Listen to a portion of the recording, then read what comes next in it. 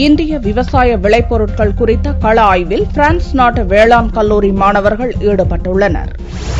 இந்தியாவில் விளையும் விவசாய விளைபொருட்கள் தட்பவெப்பநிலை கலாச்சாரம் குறித்து அறிந்து கொள்வதற்காக பிரான்ஸ் நாட்டைச் சேர்ந்த வேளாண் கல்லூரி மாணவர்கள் 17 பேர் இந்தியா வந்துள்ளனர். முதல் கட்டமாக தென்னிந்தியாவில் உள்ள விளைபொருட்கள் குறித்து அறிந்து கொள்ள திட்டமிட்டுள்ள மாணவர்கள் புதுச்சேரியில் கள ஆய்வை துவக்கினர். கரையாம்புத்தூர், திருக்கனூர், செட்டிப்பட்டு பகுதிகளில் ஆய்வு செய்த மாணவர்கள் அங்கு சாகுபடி செய்திருந்த பருத்தி, மரவள்ளிக்கிழங்கு, காலிஃபிளவர், பீட்ரூட் போன்றவற்றை பார்வையிட்டனர். காளான் மற்றும் கால்நடை வளர்ப்பு குறித்தும் வேளாண் விரிவாக்க உதவி பேராசிரியர் பார்த்தசாரதியிடம் சந்தேகங்களை கேட்டறிந்தனர்.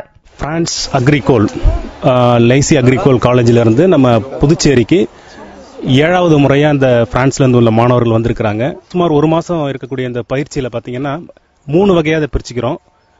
முதல்ல சவுத் இந்தியா ஃபுல்லா அவங்க போறாங்க. தமிழ்நாடு மற்றும் பக்கத்துல கர்நாடகா, கேரளா போன்ற மாநிலங்களுக்கு போயிட்டு இந்தியாவுடைய என்னென்ன பல்வேறு வகையான பயிர் ரகங்கள், பயிர்கள் என்ன இருக்கு, இந்தியாவுடைய கிளைமேட் என்ன, சவுத் இந்தியாவை பொறுத்த வரைக்கும் அப்படிங்கறத ஒரு வார காலம் பாக்குறாங்க. நெல் நடவுகளை பார்த்தாங்க, நெல் அறுவடை பார்த்தாங்க, அப்புறம் கரும்பு பயிரை பத்தி பார்த்து தெரிஞ்சுக்கிட்டாங்க. அப்புறம் மீன் பிடிக்கிறது, என்னென்ன வகையான மீன்கள் இருக்கு அப்படிங்கறத பார்த்து கரையாம்புத்தூர் பகுதியில் தெரிஞ்சுக்கிட்டாங்க. காலிஃபிளவர், கோசு, அப்புறம் மேரிகோல்டு, சாமந்தி, சில்லிஸ், மிளகாய் போன்ற பயிர்கள்லாம் பார்த்து ரொம்ப ஆர்வமா புதுசா அவங்க பாக்குற பயிர்கள் இது, ரொம்ப ஆர்வமா பார்த்தாங்க. இந்தியா முழுவதும் சுற்றுப்பயணம் செய்ய உள்ள இந்த மாணவர்கள் இந்திய விளைபொருட்களின் மகத்துவம் குறித்து அறிந்து கொள்வது மகிழ்ச்சி அளிப்பதாக தெரிவித்தனர்.